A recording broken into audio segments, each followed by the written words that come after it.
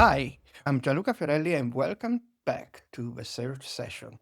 Today we are going to have, it seems quite a coincidence, but another Turkish SEO. We had Yağmur Simcek before, and we have Metehan, and now it's the time of another SEO from Turkey, which is, I mean, quite fascinating. It's because obviously we always think at SEO in Anglo-Saxon terms, so many people coming from the US, the UK, or in general from Nordic, Central Europe, and but this is a sign that SEO is very well executed and done also in other countries where they usually go, unfortunately, under the radar. So, who is our guest today? She is the SaaS SEO manager for Design Model. She also does some freelance SEO consulting, and she spoke at Brighton SEO, Search and Stuff, contributed with very wonderful articles on Search Engine Land, Search Engine Journal, and in the past also Wix and Moz and Cybal, and also for our host, Advanced Web Ranking. Her name is, let's try to pronounce it correctly, Bengü Sarıca, and the second surname, I want her to pronounce it because I'm sure I'm going to make it to pronounce it wrong. So Bengü Sarıca, Dinçer. Dinçer? Okay, fantastic. Oh, Bengü, how are you doing? Great. I mean, it's really amazing to see you and thank you for hosting me in this podcast.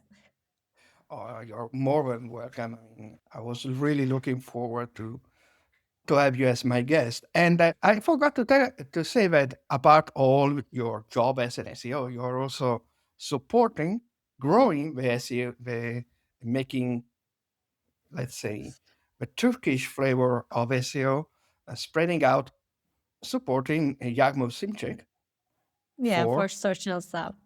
search and stuff. So this is remember it's going an event in London, and then a second event totally crowdfunded on in Antalya, which is really fantastic things and apart all the classic meetup of search and stuff. So Bengo, you were quite prolific in writing article and publishing article lately. I really appreciate it because also they were about something quite complicated right now, which are how to measure things in this complicated time where things like attribution are substantially screwed up. And it's really complicated, not only for from an NSEO perspective, but for all the other channel to really understand how people come to our website and what are the touch points for real. And so this sort of certainty is not really the best thing for setting up a strategy.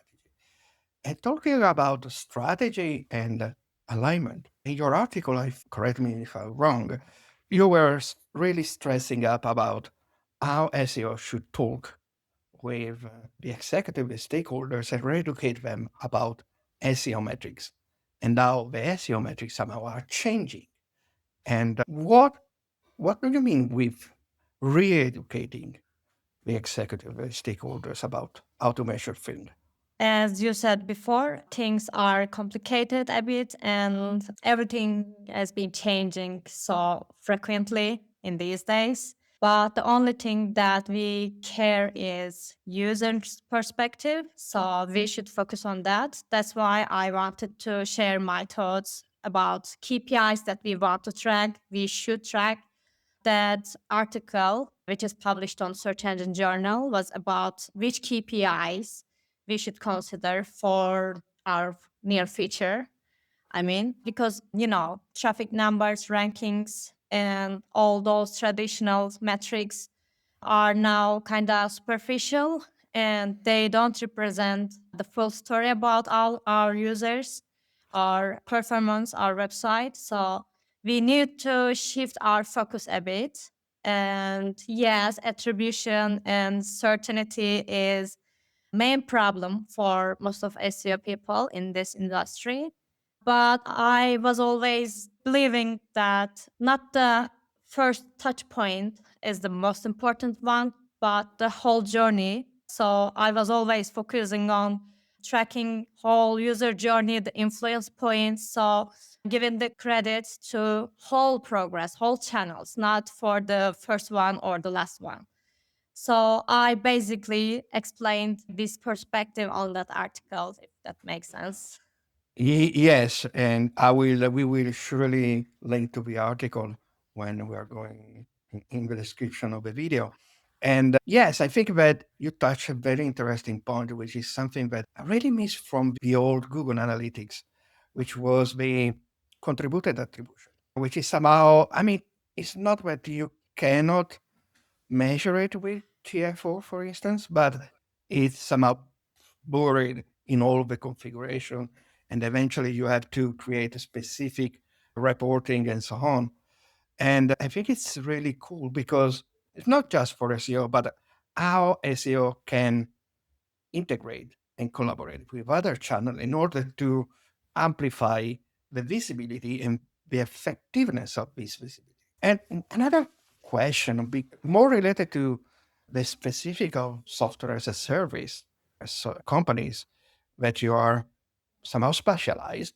One of the classic problem is it was a problem somehow also in the past when everything was a little bit clearer. Traffic generation and then the eye churn. How to create this opportunity of traffic generation, but then to make this traffic not just a classic random traffic that is hitting your website, and hopefully maybe a percentage is going to be subscriber, or maybe not immediately subscribers. So how you can integrate this kind of traffic, which is sometimes not so big value, into something that can help.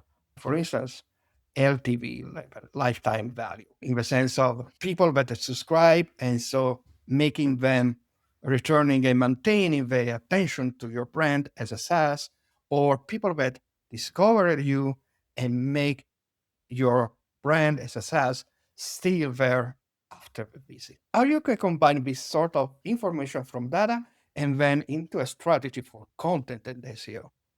Yeah, regarding that kind of content structure and strategy, I can say that I'm so lucky to have our team in design model. They let me to my things.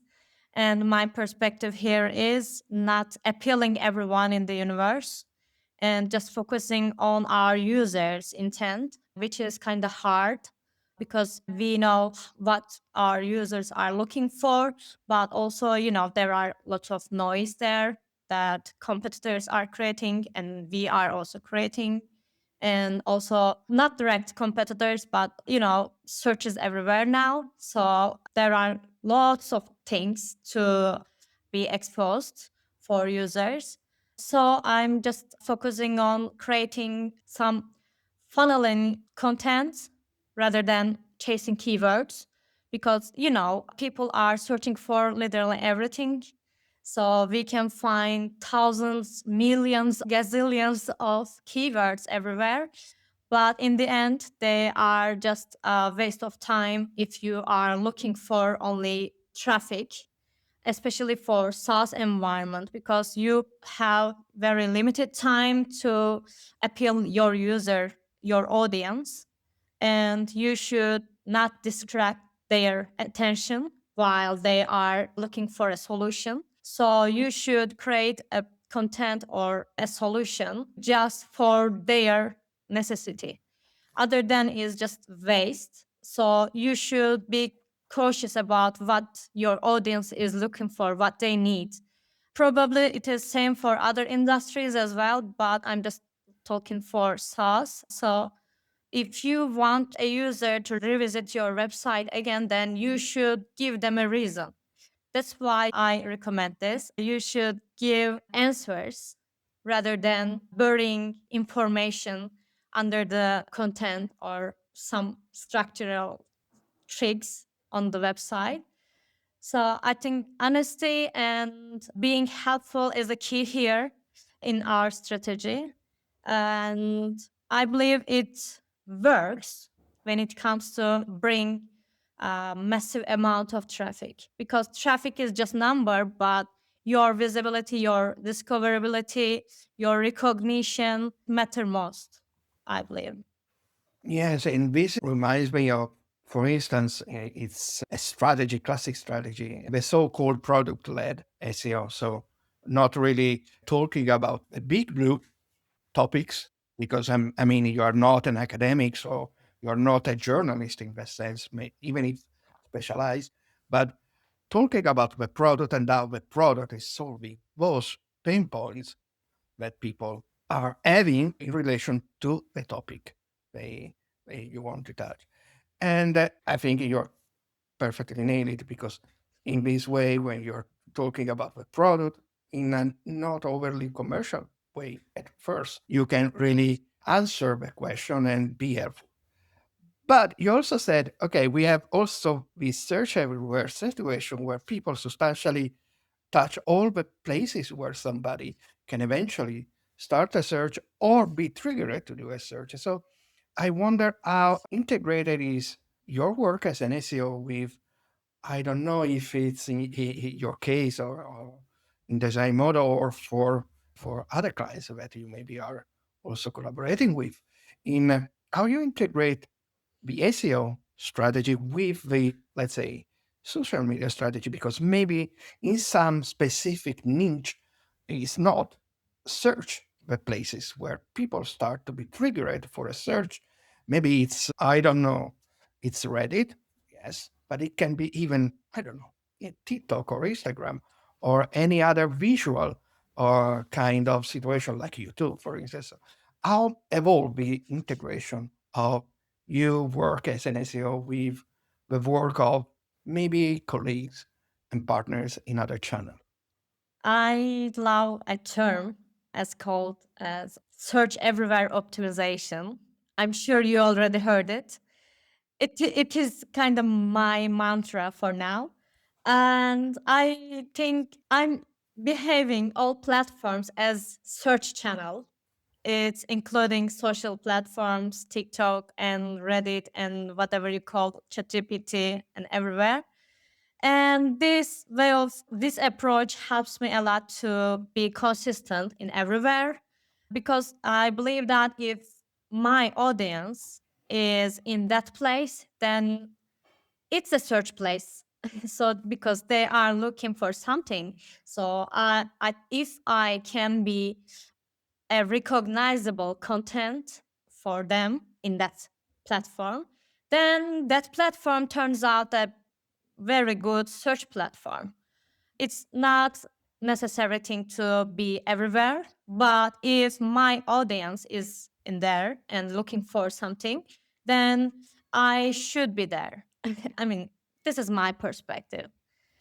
Well, that's a totally correct perspective. It's, and I sometimes even really move a needle and I say the search everywhere is not just being present in okay, in TikTok and YouTube and so on, but also search everywhere is being visible in all the search feature of Google, for instance. So if in a search feature there is constantly YouTube, then you should create something on YouTube for being visible also on Google in the YouTube box, and so on and so on and so on.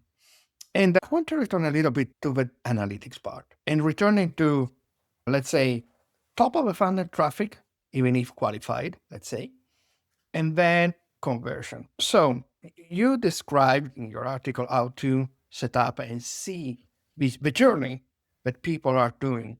So if you could really synthesize, how do you use GA4 scoping for to prove top of a funnel organic with TOFU traffic, which usually is very neglected and very, people are saying you should stop writing TOFU content right now, which in part is true. But how can you demonstrate the value of still creating the right top of the funnel content? I mean, for J4 approach, I can say that I look for lots of things, because believe or not, I'm a huge fan of J4. It's really helpful, more helpful than Universal Analytics for me.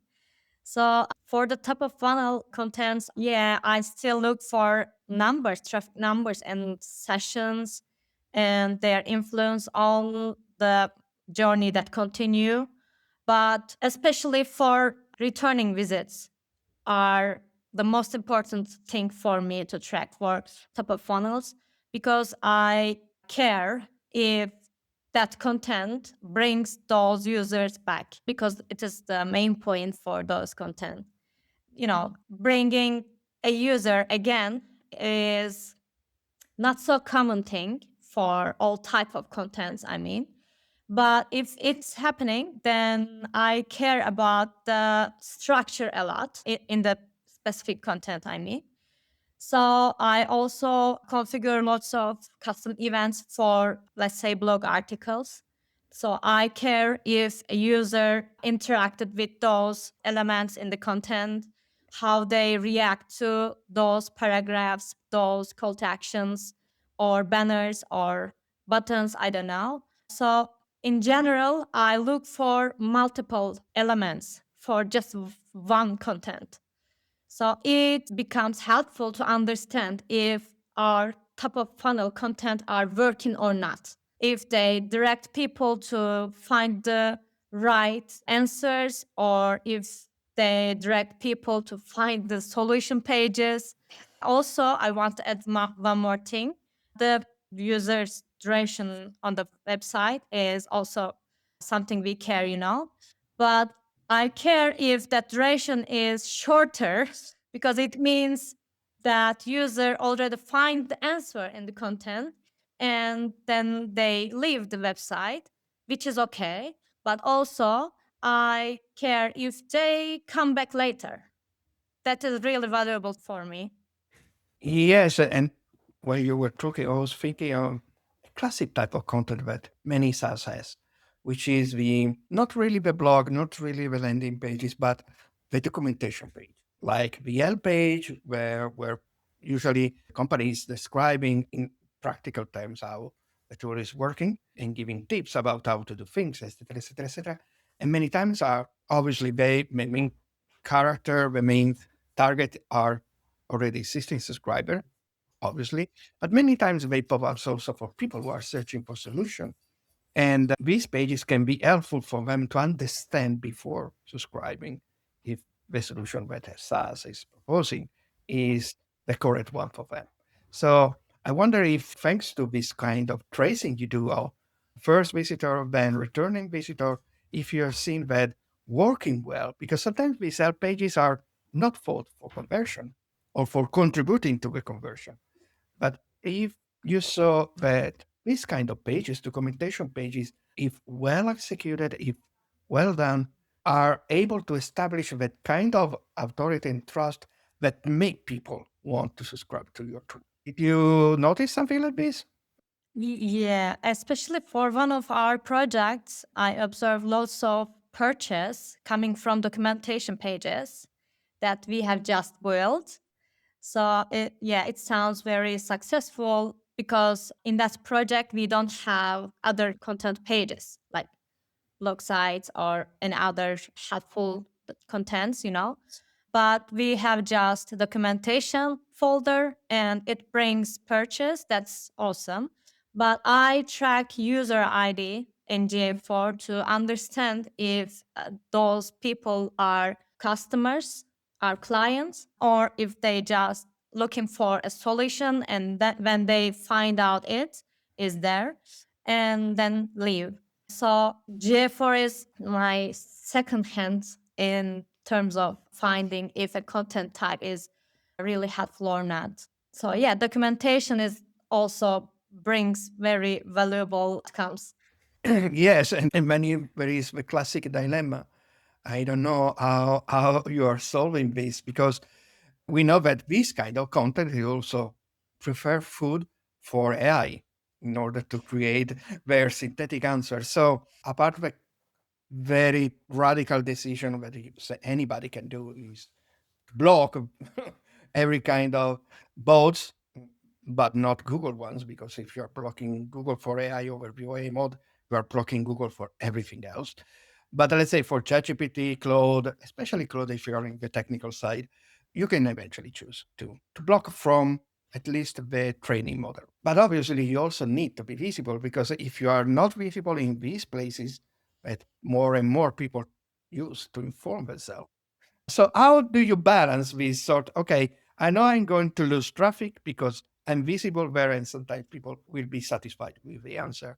But at least I need to be visible there, because so people will remember me better and stronger.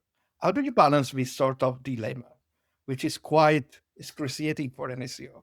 Yeah, we have passed through that path already like a year ago, I guess. Because, yeah, we already accept that traffic is just numbers anymore. It is incomplete to understand the full journey. So we should focus on influence points that can be any other platforms, channels, and we should invest in being memorable, being recognizable. So it doesn't mean being visible everywhere, but it means being discoverable at the place that our users in. So our strategy already shifted in this point. But when it comes to blocking AI bots and other things, I believe it's kind of business decision rather than SEO decision, because if you want to be discoverable, then you don't need to block any search engines and these new AI platforms. But also, if you think that you have lots of security information on your website, then yes, of course, you should behave like that and care for your users, care about their information. Then you can, of course, block. But my choices for now is not blocking them. Interesting. I mean, and I think it's very justified sort of solution. I mean, very logical. Also, after all these more than 12 months of dealing with AI. And talking about AI, I know it's not really your specialty, but we all use AI now for our work. So, I think it was on Search Engine Land that you wrote past in May, I think, an article for, and now you are using AI in order to help yourself, especially because we have seen it until now with all your answer. You are dealing with a lot of data, and probably AI is can be a very good ally in order to make a sense of all this data, especially when, for instance, in my case, in finding patterns that my eyes cannot find, even if I filter in the way that I can filter. So, how do you practically use AI for your job? I use AI as a copilot, which is the main headline for that article, as you remember. Yeah, there's no such thing to deny. I use it, even though I'm not a huge fan of AI things that hype, I mean, not the technology. But, AI results are cumulative results. It is trained to gather all information from the web, from the whole ecosystem. So it sounds like working with every single person in the world, which is not my type. Maybe I'm being so arrogant when it comes to AI things, but I prefer to put my brain to the table. So if I have that expertise, then I should bring my authenticity to the table rather than using collaborative or cumulative information. Because I always say that it might sound wrong for most of people, but this is me. I always do and experiment something, then I see if it's wrong or right way to continue. This is my method. So I use AI to validate this type of things might work for others or my case before making it live. So it is really helpful to understand and calculate the risks before taking action.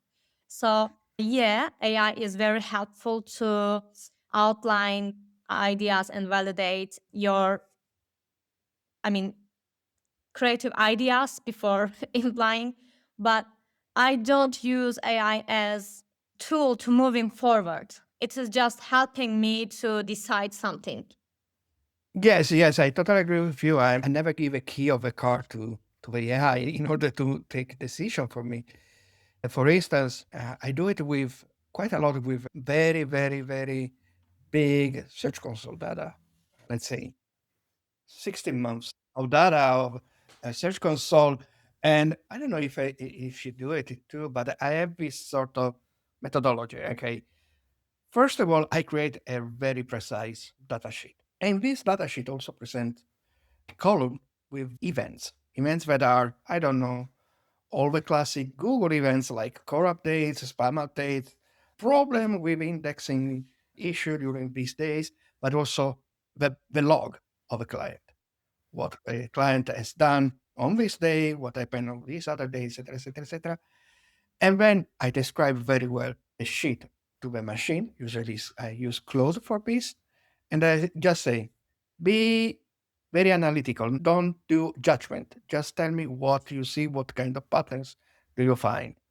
In order for me to focus and then, okay, is seeing these patterns, let's see if there is something that can be really relatable in order to further analyze and see correlation, not causation, correlation in this data and the event that I put in the column.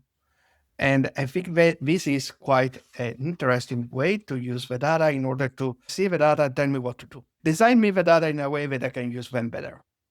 Yeah, I think so. I also use AI to analyze log files because Exactly. it's very time consuming task to Yes. understand common patterns and decide what is the problem here. So yeah, AI is very helpful to be more productive in that regard. Yes, and another way that I use AI eventually is, in this case, I use Gemini, right? Yes. And I use Gemini, Same. but I use Gemini in combination with Notebook LM because I Mhm. created Notebook LM with all the official documentation from Google, from Bing, the post written by people that I really trust about something. For instance, everything at technical SEO, and then I say, ask you according to what you have discovered in this pattern and the documentation that you have. So it's not choosing documentation that is not trustable for me. Give me ideas. And then Yeah. it gives me, and then I start a brainstorming in order to make it. Obviously, we know our job, so we know immediately if it's saying something stupid or something that could be, on the contrary, interesting to investigate more and better. So these are other ways. So using as a sparring partner, not as Yes. someone that is Yes. taking decision And for also me. it's very useful to research on specific topics. Like I always do research on newest trends because Yes, we have lots of newsletters to follow yes, too and many other. things to read at the sake we were Yeah. short time we have. Yes, exactly. That's why I use AI to summarize everything and then see if there is something to consider for the near future. So yeah. Yeah, yeah. And yes, we were talking about search everywhere before. And do you have any curious, interesting study, let's say experience, that you have found that, okay, our you have discovered actually where your buyer persona, let's call it, are staying in some unusual channel that you weren't thinking as a channel for that kind of audience, for that kind of service that you were eventually proposing. And if you have done this kind of discovery, how did you discover this? Because sometimes discovery is harder than acting on the channel. Is to discover the good channel where to interact, because we cannot Mhm. do marketing in all the channel just randomly. How do you discover this channel? Recently, I checked lots of channels that brings traffic to our website, our main website. One of them was WebDev, which was not quite interesting when I consider our audience is mostly designers and developers. But I usually track traffic channels by using analytics tools, But also, I'm a TikTok user and I use it every day, like maybe 2 hours. But I'm just using it for my pleasure. Like, I'm really enjoying while scrolling TikTok. But I saw that there are lots of SaaS companies that use it very efficiently. And I also influenced from their content. That's why I thought once that it could be one of the very efficient channels for our website too. Then we are in the middle of the discussion to create TikTok contents right now. So I believe it's quite valuable platform for SaaS environment. I know it sounds awkward, but It could be because I mean TikTok is very visual. Obviously, it can help you to present very specific answer to very specific question in 1 minute, and it creates an immediate relation between the person representing the brand in the video and the person watching the video, because it's the same nature of TikTok. TikTok is formally is not for work, it's not LinkedIn, so people are more relaxed, and then therefore maybe the impact is even stronger, because on LinkedIn, for instance, you expect that a brand is giving you recommendation and so substantially selling themselves. But in this case, it's not. It's really can create a stronger trust, I think. So yes, exactly. you try to do a prototype, and let's use the dopamine shoot of TikTok to create, the necessity for people to go to your site. Yeah, but it is also very hard to be recognizable in that platform as there are millions of content and you have like 3 seconds to grab attention. Yes, yes, So, yes, yeah, it's hard to be recognizable. yes, yes, yes. And then again, yes, it's very complicated, and the algorithm of TikTok is very, very picky. If you are not able to Yes. create engagement very fast and then maintain the engagement during all the process of creating content, you are, Yeah. And its algorithm is better than Instagram, I believe. oh, yeah, yeah, yes, probably, yes. I'm not such an expert. Not as well. Well, no, I even said that one of my future guests is going to be Laura. And Laura is, she's quite an expert in everything like TikTok and Instagram and social media in order for to use them also in SEO. So I'm really looking forward for her to teach me something and to teach to all of us something. Yeah. But yes, I think that it's an interesting thing that you are saying that TikTok could be a good idea for a SaaS like your design model to explore. And talking about, you talk also about relation to classic channel, maybe the oldest channel of all is in email marketing. So Uh-huh. newsletter and so on. And I think if I remember well, you were talking also about how to create synergy between SEO and email Yeah. marketing. Can you explain it a little bit more? Yeah, sure. I don't know if you agree with me, but I think email marketing is maybe in the top three most effective platforms, but it alerts people when they are interested in. So SEO is for like everyone. You are trying to grab their attention before they arrive to your website. But email marketing works for SaaS if they are already interested in, if you already influence them. So when you combine those two platforms, not platforms, but the marketing channel, so it becomes a powerful combination.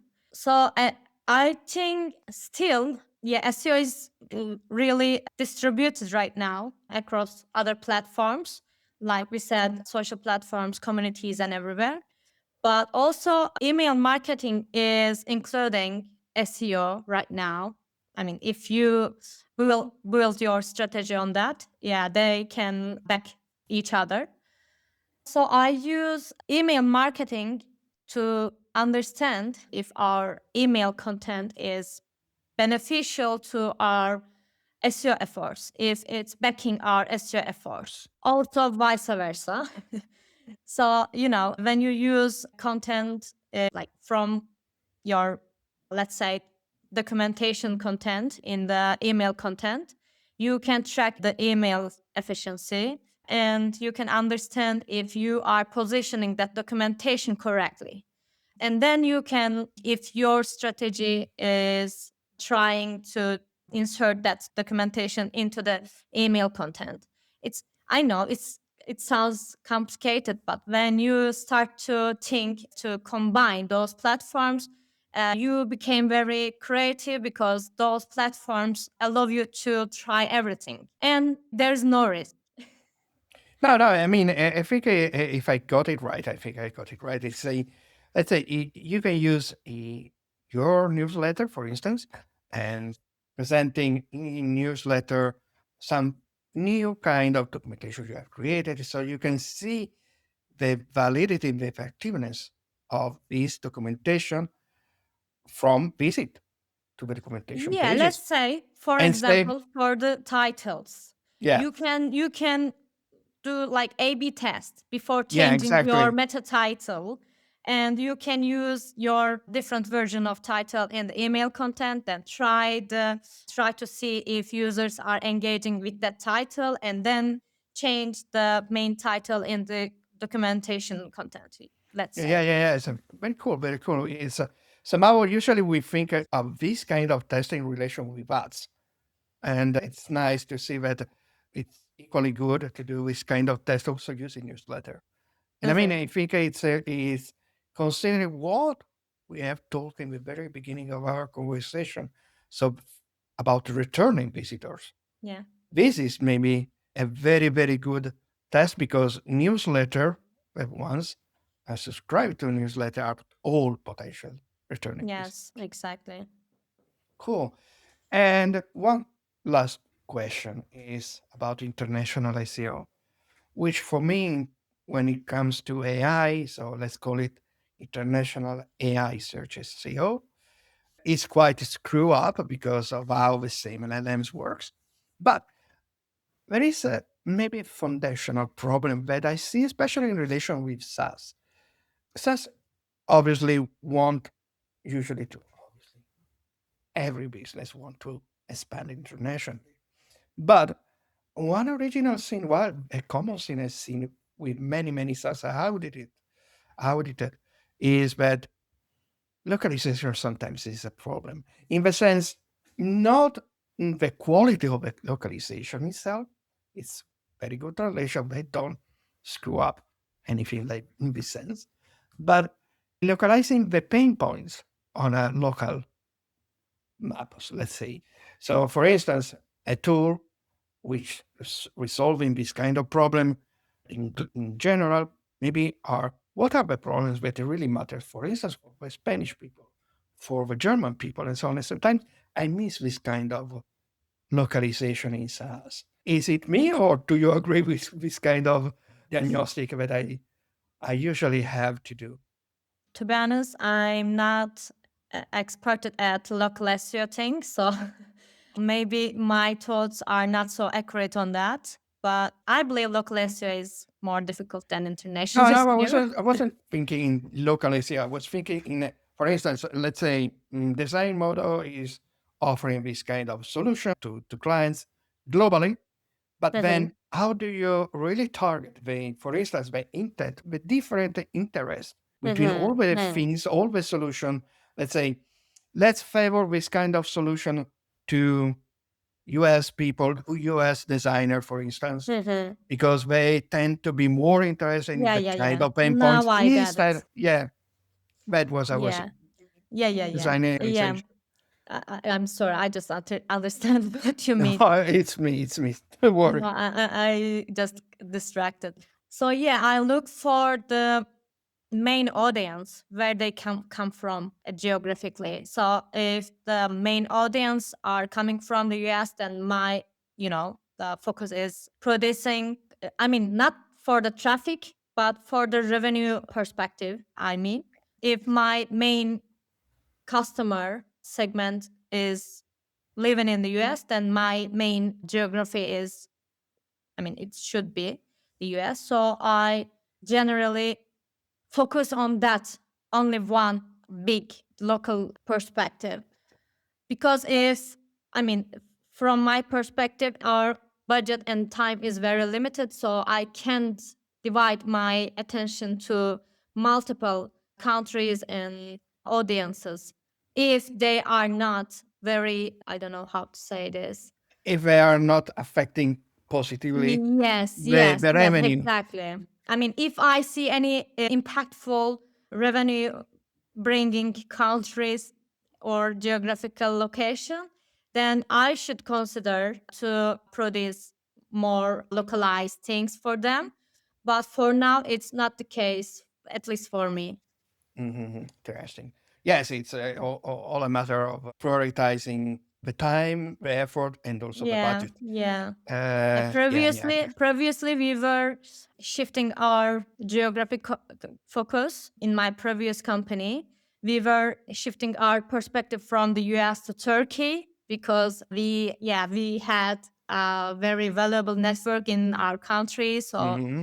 we thought if we are losing our US traffic, or not traffic, but the purchase channel, then we can consider to try this country and this network. And it was quite successful. Hmm. So yeah, we just created that audience from scratch actually, because our main focus was the US and the international part, but then it becomes the main focus was Turkey. Hmm. And yeah, it worked, but it was not something already existed. We created that audience. Okay, so let's stop talking about data. Let's stop talking about AI and search, and let's talk about Bengü. So, first of all, congratulations with your mug because I mean, Master of our Universe is going to come out as a movie quite soon. So I congratulate you with the timing. I really like it. And so, if any of you is following Bang or no, you know that she really passionate about exercise and gym, everything like this. But she also an overall good travel. In fact, I think that sometimes apart you travel a lot for SEO conference, meetup, and so on. True. And sooner you're this year, I saw that you're going to speak. Luckily, you're going to speak quite many events in Yeah, the next month. So, how much going to speaking, for instance, to a conference or going to a meetup is also an excuse for you to travel and to discover new exactly. places. Yeah, true. It's a little threat for me to travel for SEO conferences and other events. And also it's, excuse to see my SEO friends. Also, I want to add something. As you mentioned, my mug, it's my best friend's gift. So I always choose this mug when I have a podcast or interview. So it's my just charm. Thanks for paying attention to that.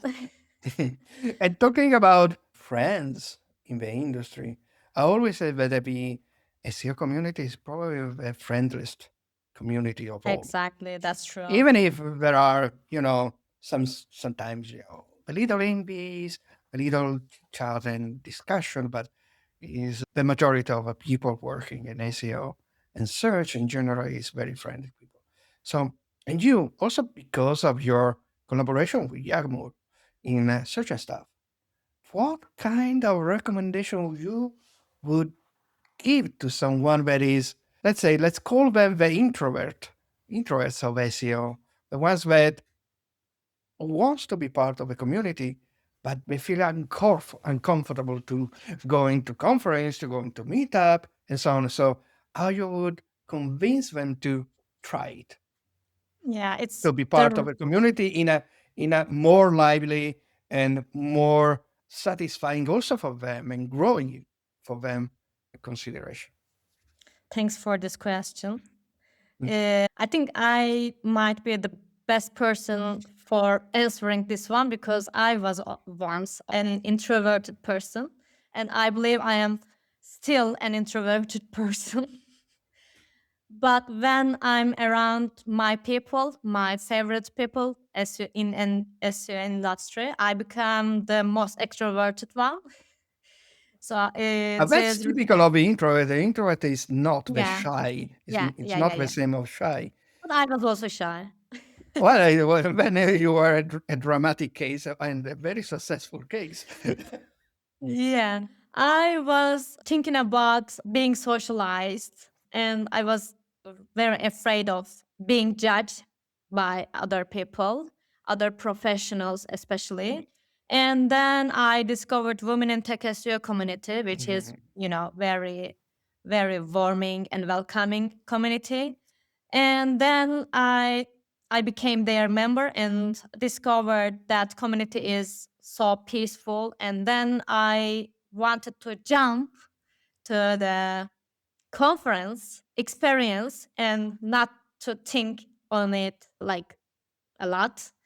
And I promised myself not to overthink about being judged by people, because as a Turkish, it's not very easy to go outside of the country and join international conferences. I mean, as a foreigner.